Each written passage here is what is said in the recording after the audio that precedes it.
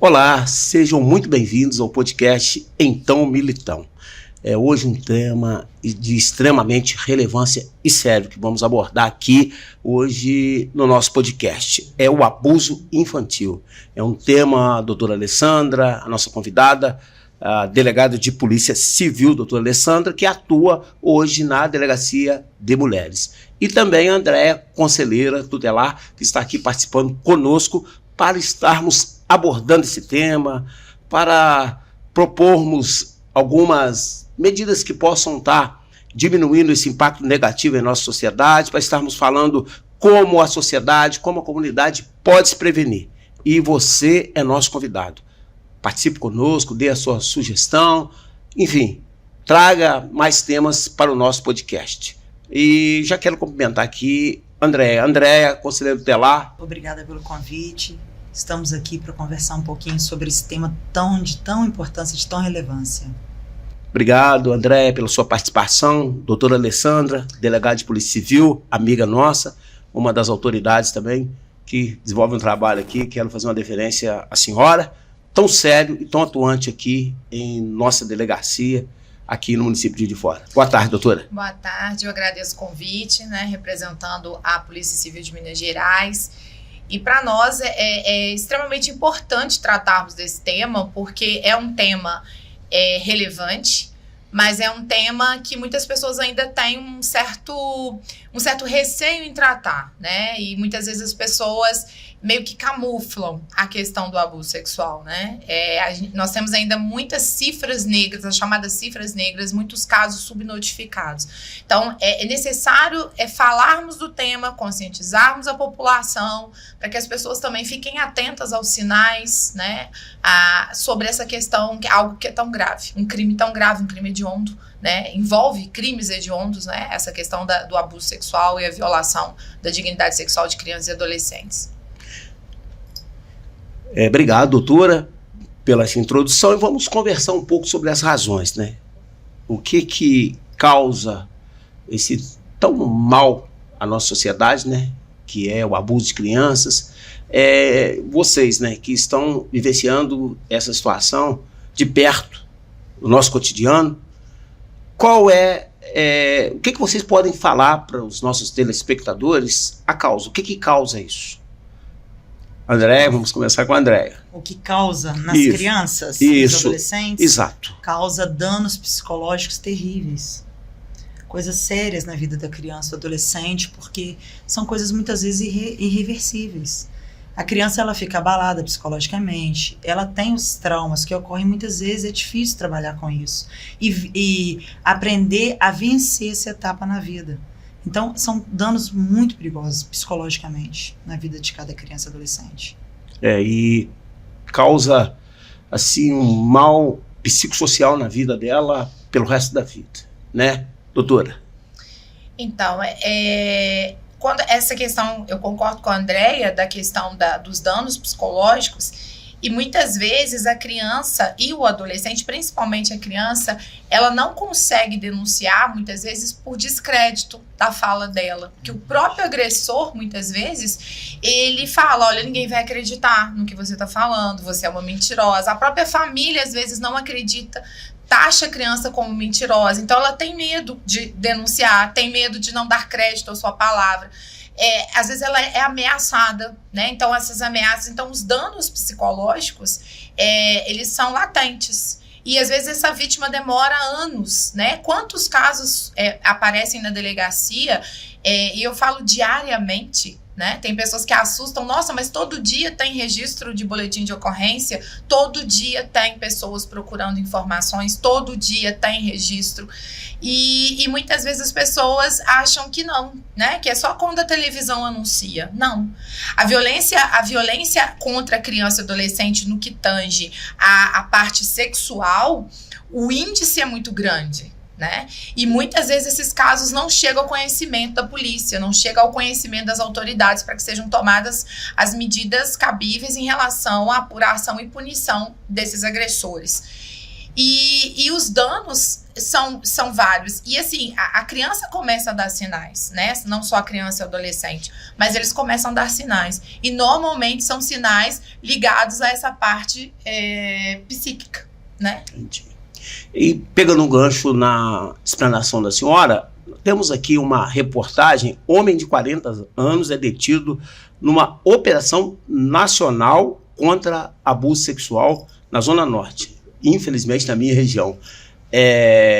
Não só por ser a minha região, mas infelizmente, por estar acontecendo isso no nosso município de Juiz de Fora. A gente sabe que isso é em todo o país, todo mundo. Mas eu quero que a senhora comente que agora, inclusive até isso apareceu no cenário nacional, né?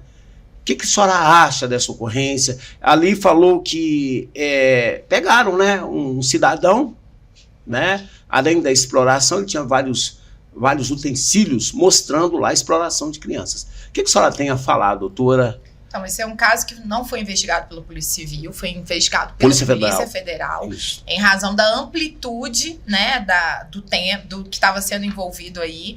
É uma situação de pedofilia.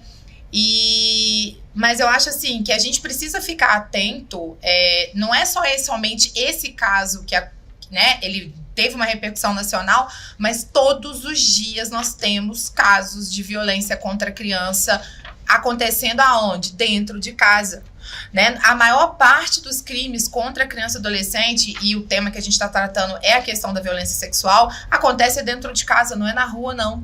Então, muitos pais acham que os filhos estão protegidos dentro de casa. E não, a casa que deveria ser asilo de proteção, local de paz, local de proteção, de carinho, de harmonia, para muitas dessas crianças e adolescentes é um local de horrores, né? Porque eles estão sendo abusados sexualmente diariamente, às vezes. E a maior parte desses abusadores são quem? Pai, o avô, um tio, um amigo da família, o próprio irmão, né? Então, as pessoas precisam ficar atentas. É um caso que teve uma repercussão nacional, mas nós também temos outros que acontecem diariamente dentro da nossa cidade, dentro dos lares de muitos juiz-foranos e que não chegam nas autoridades, não chegam ao nosso conhecimento. É o que eu disse logo no início. São as subnotificações, são as cifras negras. Os números que nós temos na delegacia de inquéritos em tramitação é muito grande. Mas se nos assustam os números, imagina aqueles que ainda não chegaram ao nosso conhecimento. Esse caso gerou repercussão. Mas e aquela criança que todo dia está sendo abusada dentro de casa? Que nunca, às vezes, vai chegar ao nosso conhecimento. Então, a partir de casos que que chegam a conhecimento da sociedade, é a partir daí que os pais, né, os familiares, as escolas, que eu acho que assim, a escola ela é extremamente importante, né, nesse canal de comunicação e ouvido mesmo para essa criança. Porque a criança, ela tem a escola, a professora, o coleguinha, a diretora, como uma pessoa em que ela confia para poder contar. E muitos casos que chegam para nós vêm através da escola. A Andréia está aqui, sabe disso, a escola, a escola acaba acionando o conselho tutelar, mas muitas vezes a escola é essa porta, né, de entrada dessas crianças. Então, a partir de um único caso, gera uma repercussão, as pessoas ficam assustadas, mas todos os dias nós temos crianças dentro da nossa cidade sendo abusadas, e nesse momento. Então, assim, a gente precisa ficar atento aos sinais. E as pessoas acham que, estando dentro de casa, as crianças estão protegidas, nem sempre. Hoje nós temos o aparelho celular, né, as redes sociais, a gente tem um alto índice de crimes virtuais sendo praticados, em que crianças e adolescentes estão sendo vítimas de abuso sexual pela internet, ou seja, virtualmente. Então, não é porque está dentro de casa que está protegido, né? Ultimamente, eu tenho vários casos sendo investigados de crianças que sofreram assédio sexual, eu digo no sentido amplo da palavra, tá? Violência sexual virtualmente, e estavam dentro de casa. Nós temos um dado aqui, notificado, é lógico, mas tem aqueles, conforme a doutora Alessandra falou, 112 casos, doutora Alessandra, em 2018. Teve uma descendência, né? Até o ano de 2021. E, provavelmente, pós-pandemia, subimos para 99 casos em 2022. Isso os que foram notificados. Então, você pode observar aí que teve um crescimento grande em nosso município. Fora aqueles que, conforme disse a nossa delegada, não foram notificados. Nesse momento, pode ter uma criança sendo abusada. É muito sério isso. É muito sério. É um tema de extrema importância que tem que ser debatido para que nós possamos encontrar saída para esse caos, né? Porque é um mal social, é uma praga na nossa sociedade, né? Então, para você ter ideia, para você ver a relevância e a importância negativa disso, a delegada falou que hoje, agora, né? E pior, doutora, nas proximidades, né? Tem um dado aqui que eu acho interessante, que a senhora já abordou, mas que possa estar sendo mais explorado, é que a criança, muitas vezes, ela é abusada pelo aquele que ela confia. Porque antes da criança ser abusada, o abusador, ele estabelece um elo de confiança com a criança, com o adolescente, ou com aquele que ele vai abusar, para que ele tenha mais facilidade, para que ele possa mais se achegar. E por o fato de ter mais proximidade depois de abusada, fica até difícil da criança falar, porque o medo, o trauma é muito grande, e a proximidade impede muitas vezes de denunciar, até da própria família. Confere, é isso mesmo? Sim, e para mim, acredito que 90% dos casos são dentro de casa mesmo, das situações que eu já peguei, a maioria, avô, padrinho, tio, primo, irmão. E assim, uma coisa que a doutora falou que eu acho muito importante é que a criança realmente, ela fala na escola. E é muito triste quando chama a família e a família fala, você é uma mentirosa. E isso é uma realidade. As famílias estão deixando de acreditar nas crianças, entendeu?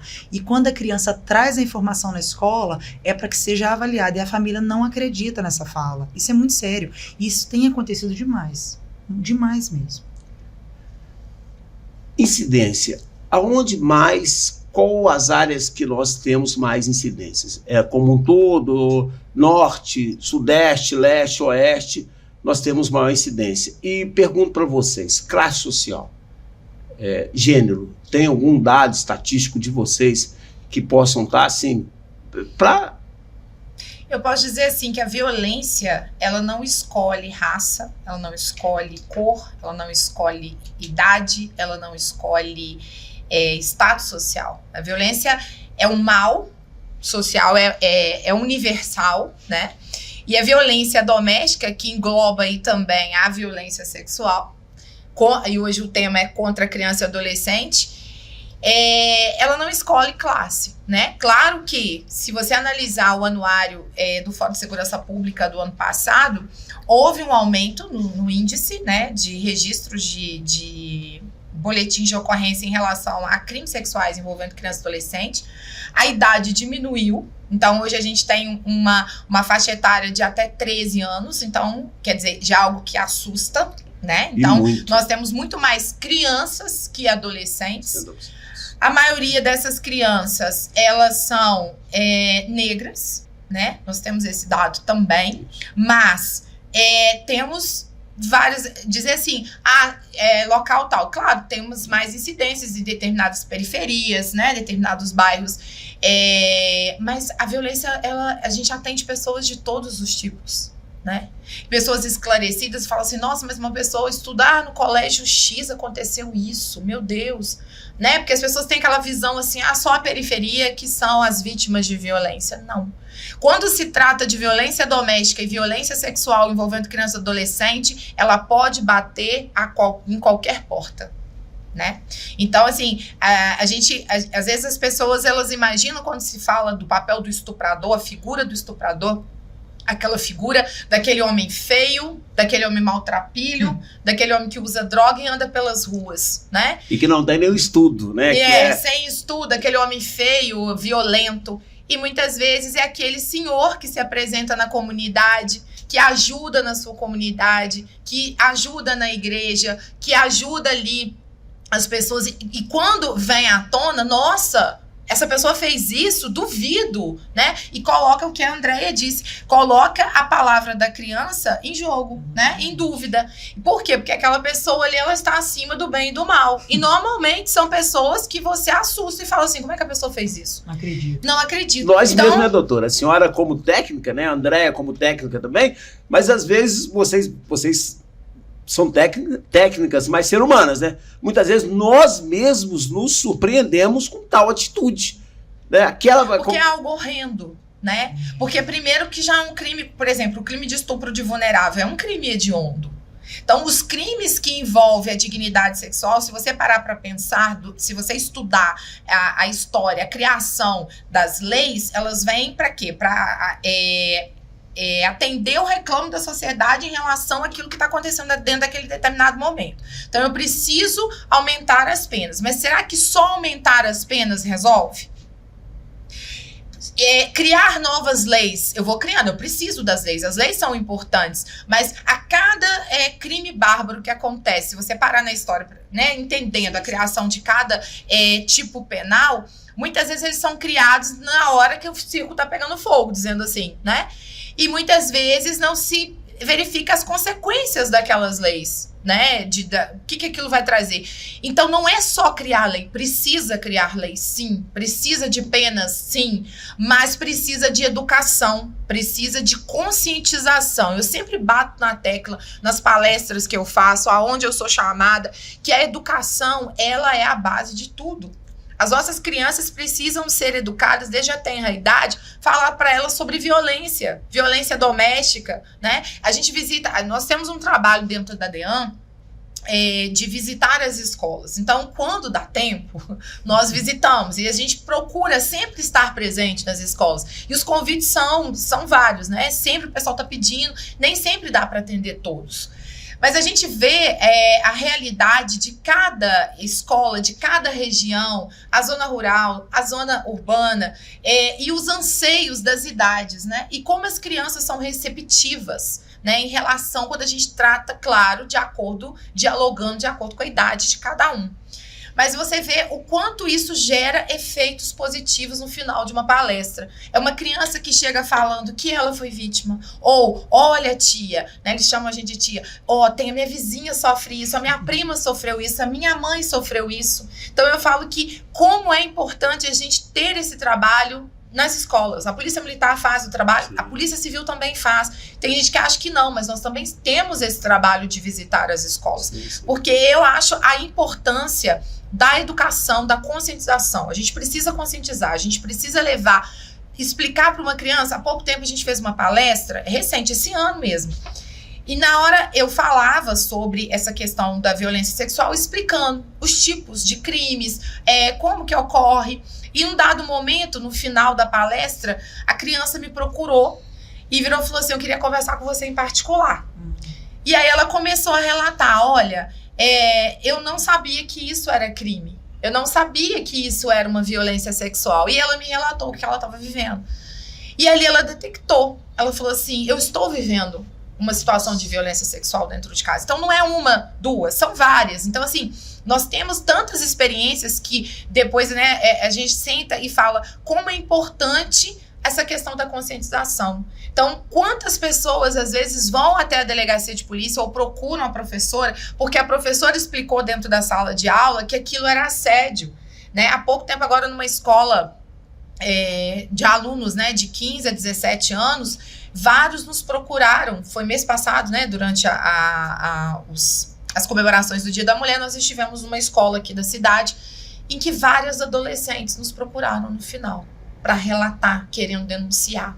Porque não sabiam, viviam aquilo desde a infância e sabiam que aquilo estava errado, aquele carinho estava esquisito, aquela abordagem do pai estava demais, aquela situação do tio ou o vizinho que deu aquele beijo roubado e daquele beijo roubado uma passada de mão, o aliciamento, o senhor começou no início falando sobre essa questão do aliciamento, é muito sutil, né? E normalmente uma criança que não tem condições financeiras, passa fome, então aí ele começa a oferecer a Coca-Cola, o biscoito, a peça de roupa, o celular.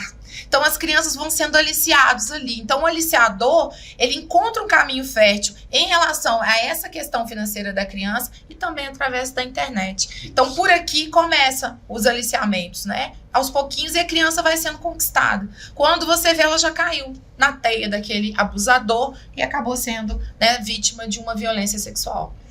Doutora, eu vou falando, não, né? muito importante. Vai embora. Muito importante. Nós estávamos abordando, e esse crime é muito difícil, às vezes, de ser descoberto. Porque a pessoa, muitas vezes, que pratica o abuso, ele é o bonzinho, entre aspas. Ele se mostra bom para a sociedade e se mostra bom para as pessoas. E, muitas vezes, a criança passa como mentirosa. O vulnerável, ele não tem muita credibilidade na sua fala, quando fala. Porque muitas das vezes ele fica tão acuado que ele fica sem coragem de falar. Porque, além dele ter sido abusado, a sua psicologia está totalmente fragilizada pela situação do abuso. E por a pessoa ser uma pessoa de bem, uma pessoa, entre aspas, tá? Porque que ninguém que pratica esse crime é do bem, ele é do mal, ele é um criminoso, tá? Mas ele se mostra, muitas vezes, nessa situação do bonzinho que está favorecendo. Como que nós podemos orientar mães, pais, famílias, crianças que estão sendo abusadas nesse momento? Como que nós podemos orientá-los para que eles ganhem coragem para denunciar, né? Daqui a pouco a gente vai falar um pouquinho sobre prevenção, como que pode prevenir. O senhor já abordou, tá? Mas eu acho que é interessante enfatizar a rede de vizinhos, enfim, medidas que que a nossa sociedade pode tomar para que esses crimes, né, diminuam, né? A nossa vontade é que sejam erradicados, que não aconteça isso com as crianças, com adolescentes, com pessoas. Mas como que nós devemos orientar pais, mães? Sinais que mostram como que as crianças podem denunciar. A doutora falou a questão a respeito dessa educação. A educação, a prevenção, isso tem que ser realizado em todos os ambientes mesmo onde essas crianças convivem, né? E a gente que também é porta de entrada ao conselho, a gente percebe que isso que ela disse é totalmente real. As pessoas não são informadas. As crianças não são informadas. Não se informam, não traz para ela clareza do que é realmente essa violência. Então, faz necessário essa realmente educação na escola, nas igrejas, com os parentes, porque os maiores abusadores e violentadores estão lá dentro. As maiores pessoas que fazem a violência estão com eles, convivendo com eles. Então, é difícil até para que a gente traga essa informação para os pais, sem falar com as crianças. Tem que falar com as crianças, né? Com os adolescentes, em particular, separado, em momentos onde eles estão, né? Por exemplo, num trabalho igual a polícia faz, dentro das escolas, igual a polícia civil e a polícia militar, né, fazem. O conselho também pode estar sempre trazendo essa informação.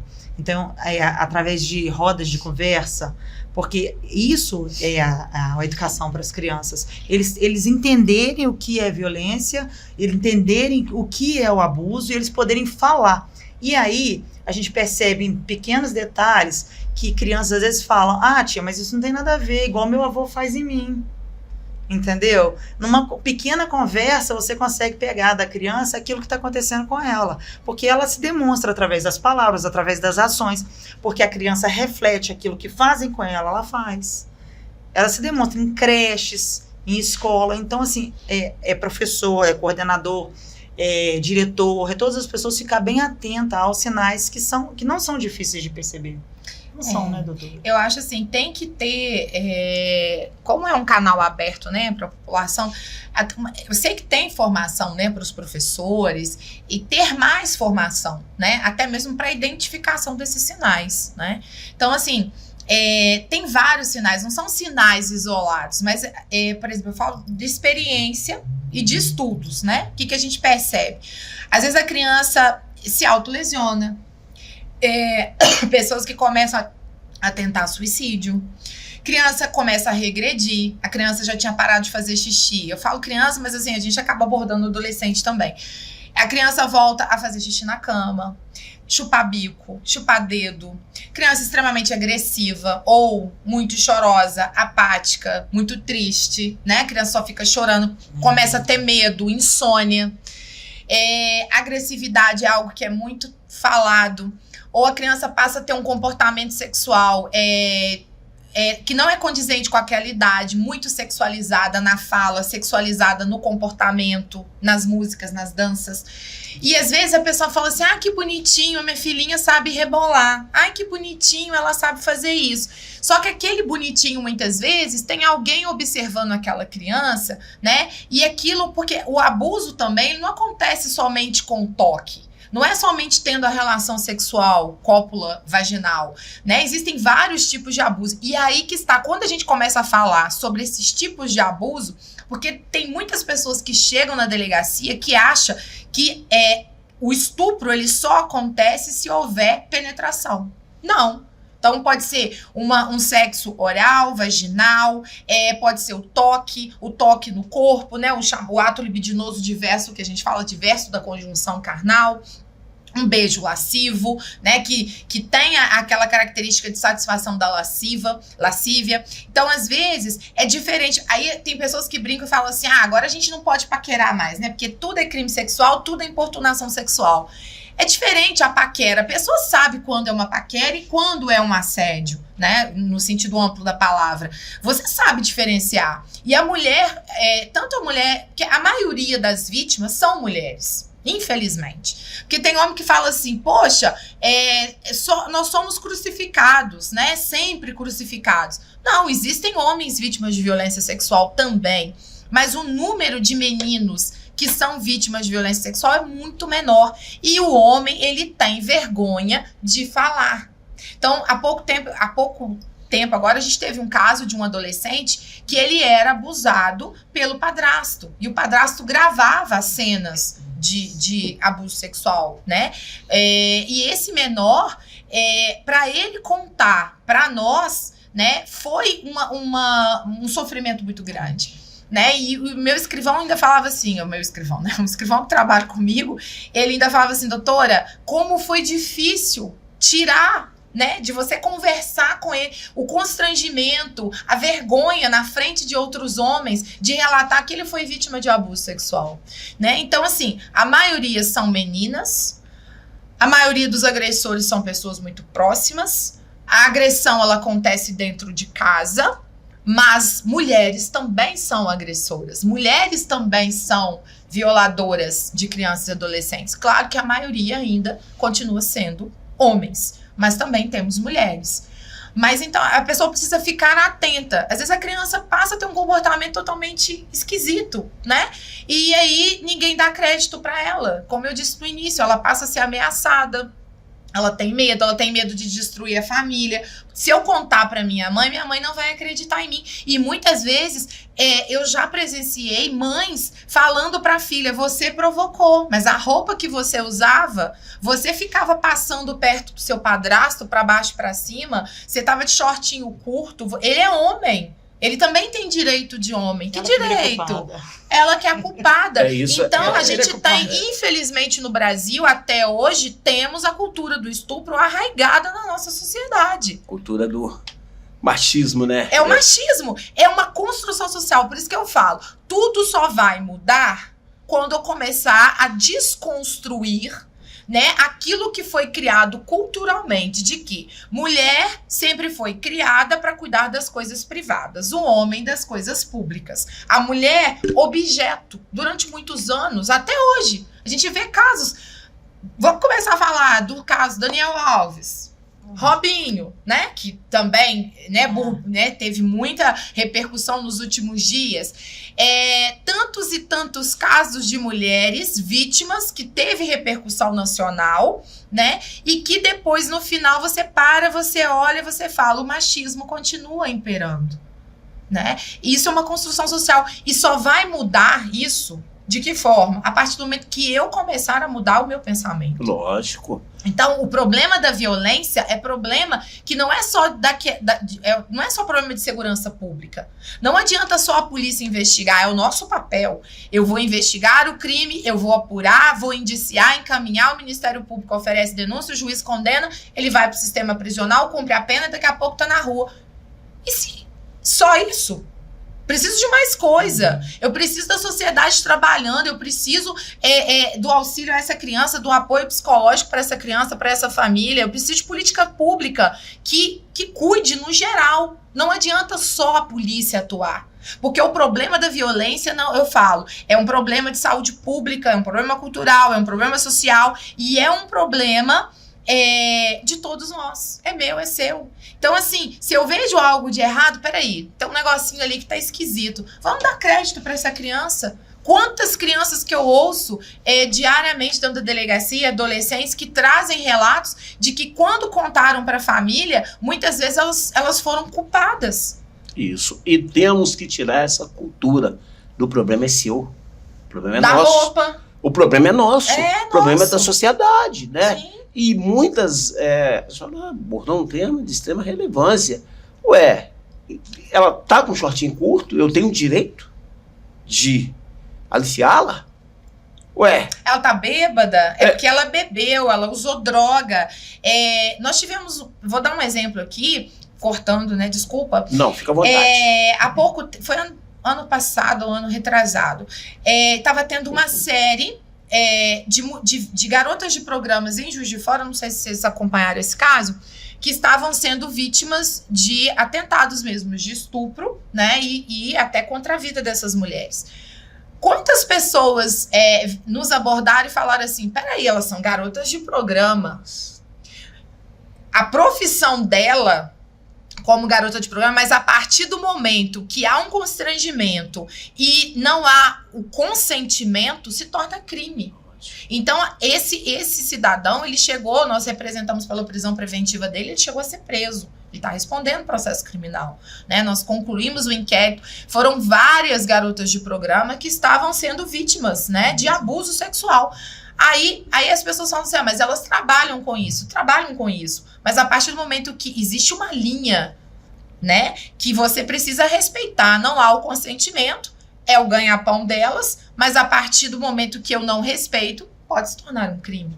Então não importa se a pessoa, outra situação que acontece também, a violência sexual dentro dos casamentos. Né? Existe o estupro marital. Muitas mulheres chegam na delegacia e relatam para nós e começam a conversar, estão sendo vítimas de violência sexual.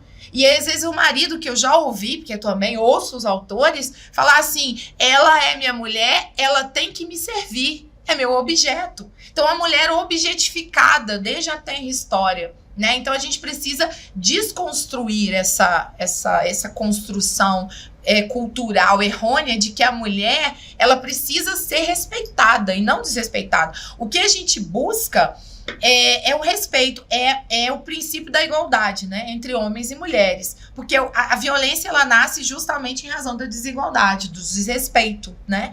Então o que a gente busca é o quê? Não é atuar contra o homem, né? No caso da minha atuação, o homem é nosso aliado.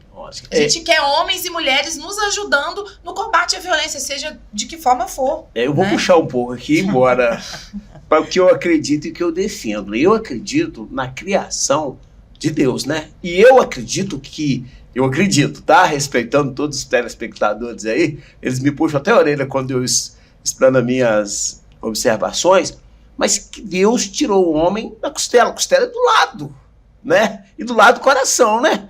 Então, Deus, assim, na sua infinita bondade e sabedoria, ele colocou para se completarem, né? E não um para ser objeto, não um para governar, mas os dois governarem do lado, né? Eu tenho esse pensamento, essa cultura, respeitando de cada um telespectador que está nos ouvindo, mas é um direito meu.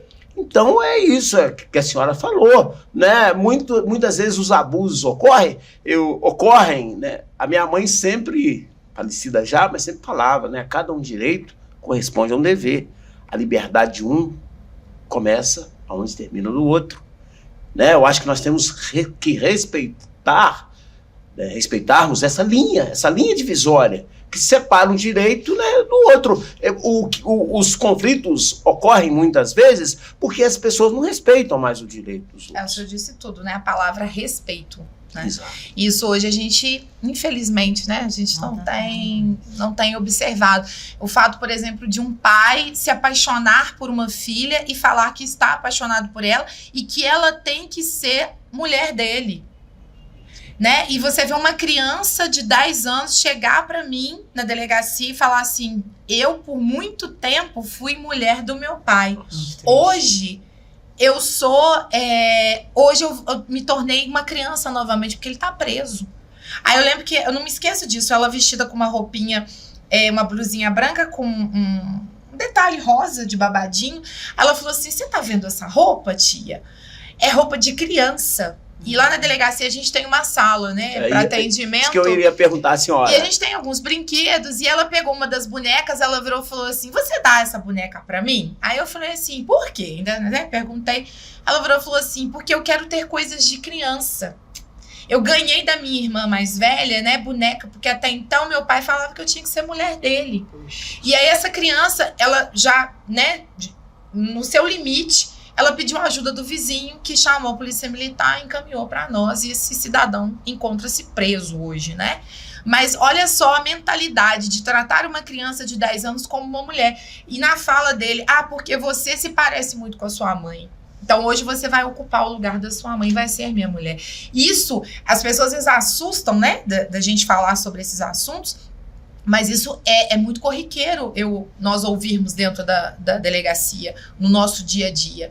E isso nos assusta, às vezes a gente fica assim, né, a gente pensa assim: nada mais nos assusta. Aí acontece algo muito mais grave, mais bizarro, vamos dizer assim, de relações humanas, aonde aquela figura da família, ela deveria ser respeitada e a criança ter a casa como abrigo e proteção, e ela tá vivendo um circo de horrores, né? Então, irmãos, né, tendo relação sexual, e o irmão colocando a irmã, né, menor, abusando sexualmente dela. Então, são essas situações que a gente vai exemplificando, e muitas vezes as pessoas acham que é normal. A gente achava que era uma brincadeira, e não é uma brincadeira. É um abuso que tá acontecendo. E como a Andréia disse no início, aquilo ali vai trazer consequências pro resto da vida daquela pessoa, em todos os níveis. Isso é muito sério, telespectador, muito sério. Até, doutora, nos assusta essa fala da senhora, né? Desculpa falar assim, mas tem hora que é necessário que a gente exemplifique, porque a gente também não pode expor as pessoas. Exato. Aqui a gente não está falando nomes, mas só para as pessoas entenderem, porque às vezes são coisas sutis. A importância delas ajudarem, denunciarem, sim, construírem uma rede de vizinhos para que casos como esses sejam erradicados. Porque é muito triste, né? É muito angustiante ouvir isso, né? Para onde a nossa sociedade está indo, né? Nós que sempre acreditamos no conceito de família, defendemos a família, porque família é a base da sociedade. Uma sociedade que as famílias estão morrendo, que as famílias estão se degradando, é uma sociedade uma comunidade, uma sociedade, que uma nação está morrendo. A desconstrução da família, a desconstrução de pai, mãe, filho, irmãos, é a desconstrução de um país. Então é muito sério, e nós, né, que somos ainda, doutor, eu acredito muito ainda no bem, que somos do bem, temos que denunciar, temos que ajudar, temos não somente que denunciar, mas trabalharmos, né, com mais educação, com medidas que possam estar, né? Sim, e a gente tem que evitar também expor essa criança, esse adolescente, evitar revitimizá-lo, né? O nosso trabalho, né, Andréia, é evitar a revitimização, evitar ficar tocando naquele assunto. A criança, ela tem sempre, a criança ou o adolescente, uma pessoa que ela confia, né, para poder contar o que está acontecendo. Então, aquela pessoa ali, ela ela vai procurar e ouvi-la, acolhê-la, não julgá-la, né? E procurar as autoridades, as pessoas responsáveis para tomar todas as medidas necessárias, né? E algo que eu vejo que atrapalha muito o trabalho, é porque as pessoas denunciam conflitos, briguinhas, mas o que precisa ser denunciado às vezes não denuncia. As pessoas denunciam um problema entre pai e mãe, um conflito por conta de guarda, ou N outros problemas, menos o que realmente é o abuso. Então, as pessoas precisam entender que é necessário fazer essas denúncias, utilizar as portas que tem para se denunciar de forma correta também, não ficar usando conselho, delegacia, outras coisas para brigas desnecessárias. Abuso sexual é coisa séria, não é para a gente ficar brincando, porque desloca carro, desloca pessoas para fazer uma investigação, às vezes uma coisa que realmente é uma briga desnecessária. 2 perguntas aqui, uma para Andréia e outra para a doutora Alessandra. Andréia, o que acontece com a criança quando a família perde a guarda da criança por acontecer inúmeros casos dentro? Nós estamos aqui no mérito do abuso. Aonde que é direcionada essa criança? O que acontece? Você como conselheiro tutelar, fala pra gente. Quando acontece uma situação dessa e nós estamos, antes de perder a guarda, antes de o juiz determinar algo, e o conselho chega, a gente procura alguém da família extensa. Avô, um parente da família extensa. Avó, madrinha, tio, alguém para que a criança não seja acolhida, porque o intuito não é o acolhimento, o intuito é a família continuar no seio familiar, né? É ter convivência familiar.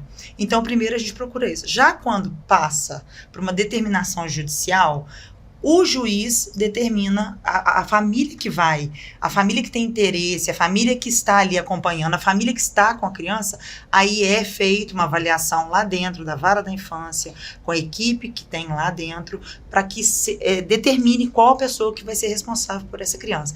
Quando é medida de urgência e não tem familiar aqui de fora, não tem nenhum conhecido, não tem ninguém que a gente possa deixar a criança sobre a responsabilidade dessa pessoa, aí sim, no último caso, na medida totalmente extrema, é levar para a casa de acolhimento. Mas o ideal não é a casa de acolhimento, o ideal é com a família. Com certeza, a criança tem que voltar para o contexto familiar, né? E quando chega aí para casa de acolhimento é porque é algo que já chegou, se tornou insustentável. E é muito triste, né? Muito triste. Porque a criança já sofre o abuso, já é retirada do lar. Então é mais um trauma, é mais uma dor, são perdas, muitas perdas. Mas, infelizmente, a gente, né, lida, o nosso trabalho, né, são mazelas humanas, dores humanas, e não é fácil. E uma realidade que tem aumentado, porque as pessoas não estão denunciando por acontecer isso que a doutora falou, dentro de casa, aquilo fica ali dentro, arraigado, e isso não é exposto. Até que um dia ela resolva falar, ou passe por alguma situação que não tenha jeito, ou engravide, e aí acaba isso sendo exposto, entendeu? Mas as pessoas precisam ter a consciência de trazer isso à tona, de trazer essas informações, para que a gente tente diminuir essa situação, que é uma situação muito triste de se ver. Doutora Alessandra, para esse criminoso, o que o nosso Código Penal prevê para ele? Então, nós temos vários crimes, né, o que a gente chama tipos penais, né? Então, a gente tem um capítulo que trata sobre os crimes contra a dignidade sexual, a liberdade sexual. Então, ali a gente tem o estupro de vulnerável, que envolve, né, essa questão das crianças, se a pessoa tem menos de 14 anos, ou uma deficiência mental, ela não tem capacidade de discernimento. Vou dar um exemplo para as pessoas entenderem, uma pessoa que estava dopada, sofreu um Boa Noite Cinderela, né? Então, é o que a gente chama de estupro de vulnerável. Então, a pena, por exemplo, uma pena, né, no caput aí até um máximo de 15 anos de cadeia, né? Se houver uma qualificadora, pode chegar até 30 anos, né? Tem o crime de importunação sexual. Também nós temos vários tipos de crimes, né, previstos. A corrupção de menores, temos os crimes elencados no ECA, né, publicação de vídeos envolvendo criança e adolescente, fotos. Essa questão que é muito tratada quando a gente fala sobre a questão da pedofilia, e também dessa publicação, dessa negociação, porque se vende fotos e vídeos de crianças e adolescentes, isso vale muito dinheiro no mercado negro, né, vamos dizer assim, né? E as pessoas têm comunidades que fazem isso, né, infelizmente. Então, assim, uma coisa que eu sempre falo para as famílias, tomar muito cuidado na hora de publicar uma foto do seu filho, né? Tem gente que acha bonitinho publicar uma foto nua da criança. Aquela foto ali, ela pode estar sendo captada por alguém, negociada, né? Numa rede de pedofilia. Evitar, né, esses tipos de foto. E nós temos uma série de crimes elencados, né? Igual eu disse, tanto no Código Penal quanto na Lei Extravagante, né? No ECA. E penas variáveis de 4 até 30 anos de prisão, né? E dentre esses crimes, que são vários, temos crimes que também são considerados hediondos. Hoje abordamos o tema violência infantil. Quero agradecer aqui a presença da doutora Alessandra, delegada de Polícia Civil, da Andréia, conselheira tutelar. Tema relevante, eu tenho certeza, um tema triste, mas essas informações podem e vão contribuir muito para a sociedade, para que nós possamos, se Deus quiser, erradicar esse mal social. Doutora Alessandra, suas considerações finais. Mais uma vez eu agradeço o convite, me coloco à disposição, nosso trabalho da Delegacia Especializada de Atendimento à Mulher, deixando claro para as pessoas que a DEAN ela atua nas investigações no combate aos crimes ligados à violência doméstica e também os crimes sexuais envolvendo crianças e adolescentes de ambos os sexos. Essa é a nossa atribuição hoje. A delegacia ela funciona no 2º piso do Santa Cruz Shopping. Nós temos uma sala de atendimento especial também para crianças e adolescentes, para que seja realizada a escuta especializada. E eu acho importante reforçar os canais de denúncia, não só a delegacia, né? Mas também o Disque 100, 180, né? E a própria Polícia Militar através do 190 e qualquer outra delegacia de polícia, né? Onde não tem uma especializada, e aqui eu acho que a abrangência, né, em várias cidades da região, vários lugares que não temos uma delegacia especializada, mas nós temos um posto da Polícia Militar ou mesmo uma delegacia da Polícia Civil. Então, são locais que podem ser feitos a denúncia, o próprio Conselho Tutelar, o CRAS, né, Andréia, o CRES, e as escolas também, os professores, né, que as pessoas possam estar atentas e abertas aos anseios dessas crianças e desses adolescentes. Darmos crédito à palavra delas, né, não culpá-las, mas ouvi-las. E a partir daí, daquele relato, procurar ajuda, né, aos órgãos competentes e evitar ao máximo a revitimização. E a denúncia totalmente anônima, né? Porque muitas vezes as pessoas ficam com medo de denunciar, porque o criminoso, que é um bonzinho, entre aspas, ele pode ser uma pessoa de alta periculosidade. É anônima, né, doutora? Não, pode ser tanto anônima quanto pessoalmente. A pessoa, se ela não quiser, né, denunciar, ir à delegacia e aparecer, ela sabendo da prática de um crime, ela pode, através do Disque 100, por exemplo, ela pode fazer essa denúncia. Mas a pessoa pode registrar um boletim de ocorrência ou procurar o próprio conselho tutelar e fazer essa denúncia, né, pessoalmente também, né, isso... Até porque nós precisamos, às vezes a pessoa ela tem medo de fazer a denúncia pessoalmente, mas é importante o encaminhamento da criança ou do adolescente, até mesmo se for um caso de um estupro, para que ela seja submetida a exames. Então existe um protocolo que precisa ser observado por todos os órgãos que fazem parte da rede de enfrentamento e de proteção à criança e adolescente. Então, principalmente num crime em que há uma violação, né, uma conjunção carnal, a criança precisa ser encaminhada para o HPS, né, é emitida uma guia pela Polícia Civil para que ela seja encaminhada, seja submetida a exame de corpo de delito. Então, até mesmo para que tome os remédios, né, o coquetel, e tem uma série de protocolos, de medidas que precisam ser observadas quando uma pessoa é vítima de violência sexual. Andréia, suas considerações finais. Eu agradeço também, estamos sempre à disposição. Quem precisar denunciar no conselho pode denunciar por telefone também, se não quiser ir até lá. E faço das minhas palavras que a doutora acabou de falar. É muito importante que as pessoas denunciem. Obrigada. Agradeço a todos os telespectadores que nos acompanharam até esse momento. Muito obrigado.